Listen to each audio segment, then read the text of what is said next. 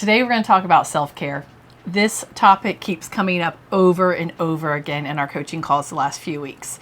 So you have a lot to say about it, so go ahead. Well, at the end of the day, we're all high achievers and we all play at a different level. And one of the things that we found over the years, and we have certainly been guilty of this, is giving so much to get something in hopes that it will solve something else for us. And don't get me wrong, there's nothing the matter with being highly motivated and wanting to crush life. But at the end of the day, you once you have enough money, once you have enough things, there's nothing that motivates you. And in the spirit of trying to get those things, oftentimes people will give up on everything. And they get burned out and they're flustered and they're tired and they're exhausted and they're not being a great husband or they're not being a great wife or they're not being a great mom or they're not being a great dad because they just won't stop. Yeah, and even before all those other responsibilities come on your plate, I mean, I think back to when we got married, right? I had a mortgage business, you had a real estate business. In the evenings, we were a part of some non-for-profits, and so we were going to happy hours or we were going to a networking event. On Saturdays, we went and did a community event, and we had a blast. We were hanging out with people, we were socializing. But at the end of the day, we gave a tremendous amount of time, effort, and energy to all of those things and really didn't protect some time for just you and I or each of us individually. I mean, we still went out and did stuff, but we weren't conscious of it. And when you're young and you're ambitious like that, you don't really think about it, especially if everything that you're doing is fun, but it catches up with you. Yeah. And 10 years, 15 years, 20 years later, when you look back and you didn't take time to go to the beach or get a massage or fish as much as you wanted to fish or have the date nights that you should be having one-on-one, you do look back and wish you had done that. Or just read your Bible for 15 minutes. Yeah. Or have some quiet time and exercise. I mean, it's such a crazy thing because you overlook self-care in an effort to put yourself in a place where you can have to take care of yourself. To take care of yourself, right? It's kind of like, what do they call that? An oxymoron? Is that for right? Sure. Yeah, like jumbo shrimp. See, I do pay attention to your schooling. No, but that's really cool because that's exactly what you do. You skip taking care of yourself in those, very unique ways because you're so busy taking care of yourself for that rainy day. Mm-hmm. You had an interesting interaction with somebody in the last couple weeks. Yeah, I'm coaching a young man, just an outstanding young man, and highly motivated, highly driven. I mean, he is an achiever. Right. And we were due for one of our coaching calls, and I was like, "Hey, how are you?" And I could tell immediately in his voice that he was off. You couldn't hear him. You happened to be in the car. You couldn't hear him, but I was pushing him on, "Hey, are you okay?" "Yeah, I'm fine. Yeah, I'm fine." Typical, everything's fine. And I kept pushing him to a place where he's like, "You know what? I'm tired. I just had a couple of really busy months in my career, and it's going really great, but I'm tired." And I was like, "So when are you taking off?" And the answer was he had no plans of taking off. Right. And his current mentor was encouraging him to push, and keep going. You've got such a rhythm, you've got so much momentum. Just keep going, don't quit, right? Mm-hmm. Which that wasn't malintent. No. Right? His mentor was encouraging him and trying to love on him and anyhow, I don't know what I'm trying to say there, but I think, in the world we tend to measure everything by how much money or stuff we have. Right. And there's this season in your life where you're supposed to work hard so that someday, as we just said, you don't have to work so hard. The problem is, by the time you get to that place in your life, it's almost impossible to turn that switch off. You have instilled, not that you or I know anything about this, right? Yeah, it's hard. No, listen, unwinding is so hard for me. When we go on vacation, I actually discovered this about myself, not to expect that I'm going to completely sit on the beach and do nothing. And you know what? It's okay. It's who I am. I am wired at such a high pace that even if I can go 50%, that's good. Right. I have to learn to take the foot off the throttle and at least tap the brake. I don't think I'm ever going to come to a complete stop for days and days and days in a row. But if I can just slow down and find some sort of rest, some but sort you of know balance, what? I mean, that's okay. It's not a one size fits all. No, it's not. Right? And you've done an amazing job over the last several months at working on your self-care. And I know how hard it is for you. It's hard for you to take time for yourself because you feel like you're letting everybody down. And in turn, who do you let down?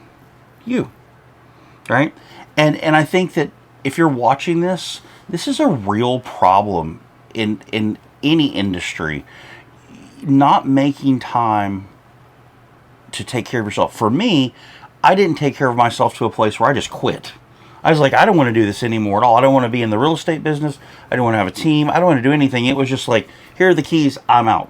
And it doesn't have to get to that place. Mm-hmm. And that's what we want to encourage you is like, make some time. If you have 15 minutes, if you have 30 minutes, by the way, you have all the time to do everything that's important to you. Mm-hmm. And until self-care becomes important, you won't make the time for it. And believing that someday you will, you won't. You absolutely won't. And then you'll be burned out and you're flustered and you're arguing and the list goes on with your family, and then you deal with guilt and then you deal with shame. I mean, like, it is a crazy thing.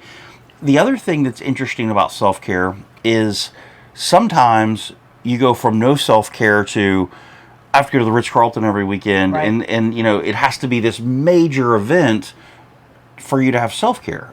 And that's not real either. And I want to pause right there because I want you to finish the story about the young man you were talking to.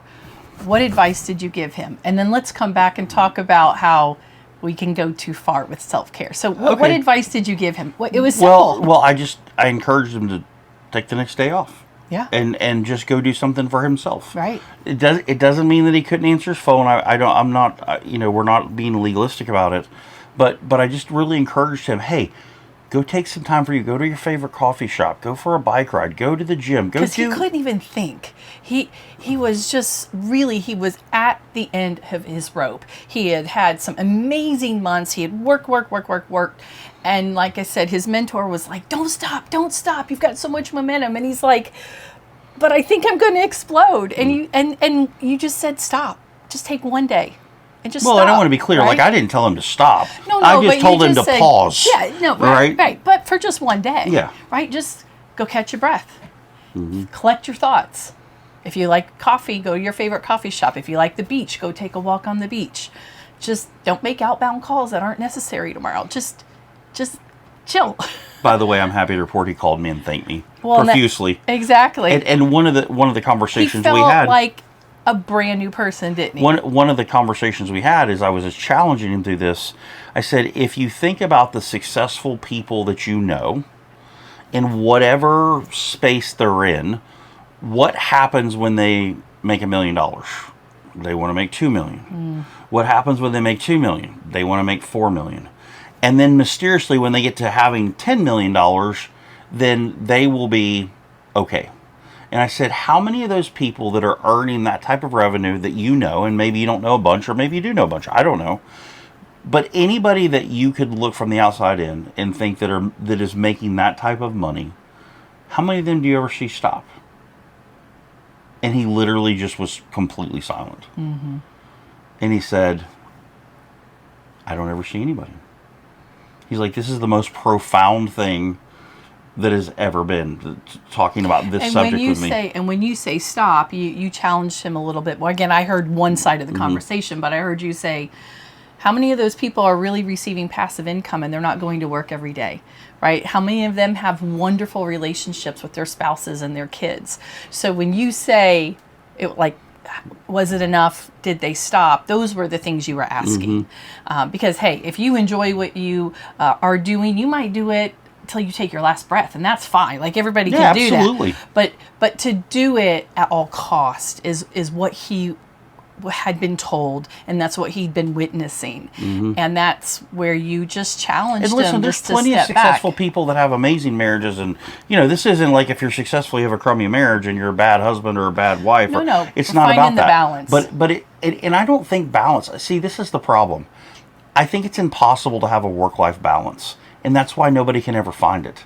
Because there's going to be seasons when you're busy, and there's going to be seasons when you need to go to the beach or go for a hike or go on vacation, and those seasons never parallel, right? And so I feel like when you're chasing a work-life balance that you hear everybody talking about, it's a unicorn.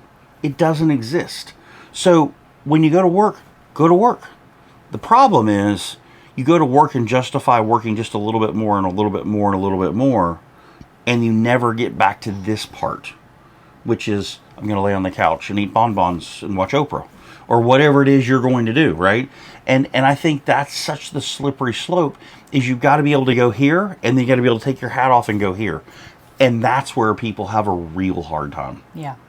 So let's talk about some examples of self-care and how people can get carried away with that. Right. Well, I mean, they can go from no self-care to everything has to be an event. Right. Right. It doesn't have to be a spa treatment every Saturday. It doesn't have to be, I'm going to get up in the morning, I'm going to have an hour of quiet time, and then I'm going to go to the gym, and then I'm going to make the healthiest breakfast I've ever had, and like this huge ritual that you now put on your platter. It has to be something that's doable and repeatable. Maybe that is doable for you. But what you find is most of the time that people are doing that, they're getting up at 3 or 4 o'clock in the morning to follow that process. Right. Right? And they're taking so much time in the morning that they have to account for it, and then they go to bed early and they don't get that time with their family. So it's a crazy thing that you have to be so keyed in on. That's a great point. Yeah. So it's better to, if there's something that you love to do, plan that. You can make it an event, that's great. But figuring out what is something you could do every single day, just some small little thing. For me, I get up by 6:30 every morning, and from 6:30 to 7 is my time. I've got a couple journals tucked behind these seats here. I have a 5-minute journal, I have a devotional, and then I have a journal that I can write in. And I cycle through those. I always do my devotional, but then I fill out that 5-minute journal because it's awesome. And then I just let my thoughts flow. And that is so good for me. And like I said, it's simple. Some days I'm really slow getting up. It takes me 20 minutes to get out here, so I might only have 10 minutes. Other days I come right out here and I've got almost all of the 30. But regardless, that's my little ritual every day. And I actually have been very conscious of just slowing down a little bit in the afternoon. 10 or 15 minutes. I don't formally meditate necessarily, but if I'm just quiet, maybe close my eyes for some of that time, or just stop and go outside and breathe. But I really just carve out that quiet time, and that has helped tremendously. Sure. Right? I'm a napper.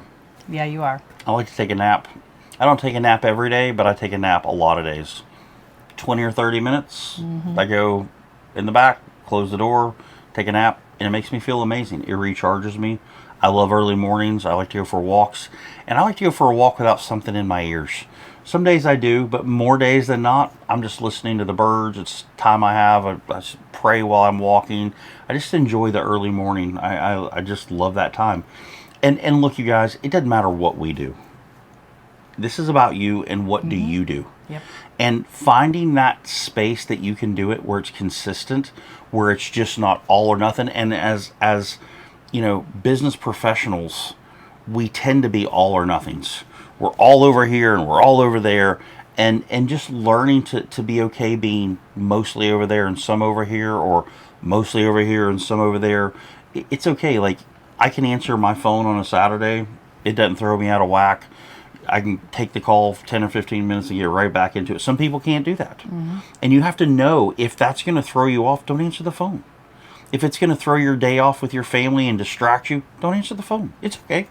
They'll all be there. I promise. They'll be there tomorrow or the next day if it's over the weekend.